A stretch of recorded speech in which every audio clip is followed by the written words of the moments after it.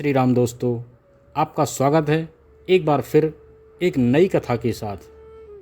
कथा है सत्यवादी राजा हरिश्चंद्र की। राजा हरिश्चंद्र की कथा बड़ी कारुणिक, प्रेरणास्पद। इसे हम संक्षेप में आपको बता रहे हैं। राजा हरिश्चंद्र अयोध्या के प्रसिद्ध सूर्यवंशी राजा थे, जो सत्यव्रत के पुत्र थे। इन्हीं के कुल में भगवान श्री राम का जन्म हुआ। कहा जाता है, रघुकुल रीत सदा चली आई, प्राण जाए पर वचन न जाए। एक समय की बात है कि इनके कुलगुरु वशिष्ठ जी, विश्वामित्र जी और सभी देवी देवताओं की एक सभा हुई।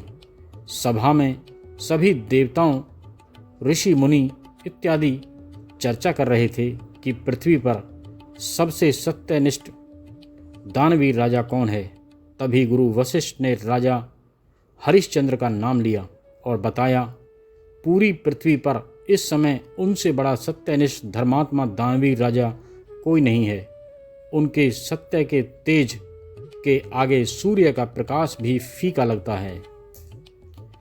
कई बार उनके सत्य की परीक्षा ली गई, किंतु कोई भी उनके सत्य को डिगा नहीं पाया। वह अपने सत्य सिद्धांत धर्म पर अडिग रहे। विश्वामित्र जी ने कहा कि आचार्य, मेरी नज़र में पृथ्वी पर सबसे बड़ा दानवीर होना अब संभव नहीं है, और ऐसा कैसे हो सकता है कि किसी के सत्य धर्म को डिगाया ही ना जा सके। मूक भाषा में सभी देवताओं ने भी हामी भरी, किंतु आचार्य वशिष्ठ ने कहा, यही सत्य है। अगर कोई भी चाहे तो राजा हरिश्चंद्र की परीक्षा ले सकता है। विश्वामित्र जी पहले में एक क्षत्रिय राजा थे। ये अपना राज्य त्याग कर वन में तपस्या को गए थे और बाद में ऋषि हुए। लेकिन क्षत्रिय का तेज इनके अंदर था। इन्होंने उस सभा में तो कुछ नहीं कहा, लेकिन मन में संकल्प कर लिया, मैं हरिश्चंद्र के सत्य को डिगा के दिखाऊंगा। तभी विश्वामित्र ने राजा हरिश्चंद्र की कठोर परीक्षा लेने की सोची। विश्वामित्र अपनी योग माया के द्वारा राजा हरिश्चंद्र से एक तपस्वी ब्राह्मण के रूप में जंगल में मिले। राजा हरिश्चंद्र ने उन्हें प्रणाम किया और कहा कि हे ब्राह्मण देव, मैं राजा हरिश्चंद्र हूँ, आपकी क्या सेवा कर सकता हूँ। विश्वामित्र जी ने कहा कि राजन, मैं एक यज्ञ की तैयारी कर रहा हूँ। मुझे उसमें धन की आवश्यकता होगी और उसके लिए तुम्हारी मदद की आवश्यकता होगी। राजन, तभी राजा हरिश्चंद्र ने वचन दिया, हे देव, मेरे राजमहल के द्वार सदैव आपके लिए खुले हैं, आप अवश्य पधारें। यह कहकर राजा अपने महल को लौट गया। कुछ समय पश्चात विश्वामित्र जी ब्राह्मण के वेश में राजा हरिश्चंद्र के महल पहुँचे और राजा को अपना वचन याद दिलाया। राजा हरिश्चंद्र ने कहा, ब्राह्मण देव, आज्ञा करें। विश्वामित्र जी ने कहा, राजन, मुझे आपका पूरा राज्य, धन, ऐश्वर्य चाहिए। सभी महल के पदाधिकारी सोचने लगे, ये ब्राह्मण देवता क्या मांग रहा है और क्या इसकी मांग पूरी करना संभव होगा या नहीं। तभी राजा हरिश्चंद्र ने कहा, ऋषिवर, मैं आपको अपनी पूरी संपत्ति, राज्य सौंपता हूँ। तभी विश्वामित्र जी ने कहा, राजन, मैं तुम्हारे दान कर्म से अत्यधिक प्रसन्न हूँ, किंतु शास्त्रों के अनुसार दान धर्म के पश्चात दक्षिणा लेनी आवश्यक होती है। राजा हरिश्चंद्र ने कहा, अवश्य ब्राह्मण देव, बताइए आपको कितनी दक्षिणा चाहिए। विश्वामित्र जी ने कहा, मुझे 1100 स्वर्ण मुद्रा चाहिए। तभी राजा ने अपने मंत्री को आदेश दिया, ब्राह्मण देव को तत्काल 1100 स्वर्ण मुद्रा दक्षिणा स्वरूप दे दी जाए। विश्वामित्र जी ने कहा कि राजन, आप अपनी संपत्ति मुझे पहले ही दान कर चुके हैं और दान दी गई वस्तु से दान नहीं किया जा सकता। राजा हरिश्चंद्र ने कहा, ब्राह्मण देव, मुझे थोड़ा समय दीजिए, मैं आपको 1100 स्वर्ण मुद्राओं की दक्षिणा अवश्य दूंगा। राजा हरिश्चंद्र अयोध्या से अपनी पत्नी तारा और पुत्र रोहित को लेकर पैदल खाली हाथ काशी को निकल गए। राजा हरिश्चंद्र चक्रवर्ती राजा थे। चक्रवर्ती राजा पूरी पृथ्वी का राजा होता है। पूरी पृथ्वी तो वह विश्वामित्र जी को दान कर चुके थे, किंतु शास्त्रों के अनुसार काशी भगवान शिव के त्रिशूल पर बसी है। प्रलय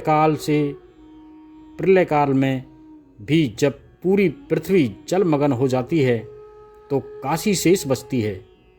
इसलिए राजा हरिश्चंद्र काशी पहुँचे और वहाँ उन्होंने स्वयं को एक डोम यानी चंडाल शमशान का प्रहरी के यहाँ 500 स्वर्ण मुद्राओं में तथा अपनी पत्नी तारा और पुत्र रोहित को एक ब्राह्मण के यहाँ 600 स्वर्ण मुद्राओं में बेचकर विश्वामित्र जी को उनकी दक्षिणा दी। उस चांडाल ने राजा हरिश्चंद्र को अपना काम सौंप दिया। जो भी मुर्दा यहाँ जलने को आएगा उनके परिवार से कर लेना है। बिना कर लिए यहाँ कोई अंतिम संस्कार नहीं होगा। समय कटता गया, वर्षों बीत गए। इधर महारानी तारा अपने पुत्र रोहित के साथ उस वृद्ध ब्राह्मण की सेवा करते हुए समय बिता रही थी। चक्रवर्ती नरेश की पत्नी ब्राह्मण के चौका चूल्हा बर्तन साफ सफाई करती और रोहित ब्राह्मण के लिए बगिया से पुष्प चयन करके लाता। एक दिन बगिया में सर्प छिप कर बैठा था। सब विश्वामित्र जी की माया थी। जैसे ही रोहित ने पुष्प तोड़ना चाहा, इस सर्प ने रोहित के हाथ पर डस लिया। सर्प के काटने से रोहित की मृत्यु हो गई तो पत्नी तारा रोते बिलखते अपने पुत्र को शमशान में अंतिम क्रिया के लिए ले गई, जहां पर राजा हरिश्चंद्र डोम चांडाल के यहाँ नौकरी कर रहे थे और शमशान का कर लेकर उस डोम को देते थे। उन्होंने रानी तारा से कहा, पहले कर दीजिए, मेरे स्वामी ने यहाँ कर के बिना किसी का भी अंतिम संस्कार करने से मना किया है। रानी तारा ने कहा, ये आपका भी पुत्र है, इसके लिए भी आपको कर चाहिए। आप मेरी हालत देख रहे हैं, मेरे पास एक धोती के अलावा और कुछ भी नहीं है। और जब तारा ने देख लिया ये अपने धर्म से नहीं डिगेंगे, बिना कर लिए पुत्र का भी अंतिम संस्कार नहीं करेंगे, तो अपनी आधी साड़ी फाड़ कर के रूप में देना चाह रही थी। बस उसी समय वहाँ सभी देवी देवता, ऋषि मुनि, वशिष्ठ जी सहित विश्वामित्र जी प्रकट हुए और राजा हरिश्चंद्र से कहा, मैं केवल आपके सत्य की परीक्षा ले रहा था, जिसमें आप उत्तीर्ण यानी पास हो गए और उनको उनकी धन संपत्ति, वैभव, राजपाट पुनः लौटा दिया और देवताओं के आशीर्वाद से रोहित को पुनर्जीवन दिया और कहा, राजन, अब आप हमसे कोई वरदान मांगिए। राजा हरिश्चंद्र ने कहा, ऋषिवर, मुझे कुछ नहीं चाहिए, केवल इतनी विनती है कि इतनी कठोर परीक्षा अब किसी और की ना लीजिएगा। सत्य की परीक्षा नहीं ली जाती, उसको प्रणाम किया जाता है। किसी के धर्म को डिगाया नहीं जाता, उसको बढ़ाने में उसका सहयोग किया जाता है। इस प्रकार राजा हरिश्चंद्र विश्व के इतिहास के सबसे महान दानवीर की श्रेणी में इंगित हुए। दोस्तों, आपको ये कहानी कैसी लगी, ये कथा कैसी लगी? अगर आपको ये पसंद आई हो तो इसमें जय श्री राम कमेंट्स में लिखें और लाइक करें, कमेंट्स करें। अभी तक आपने मेरे चैनल को सब्सक्राइब नहीं किया हो तो उसे सब्सक्राइब कर लें। तो फिर मिलते हैं एक और नई कथा के साथ। जब तक के लिए जय श्री राम।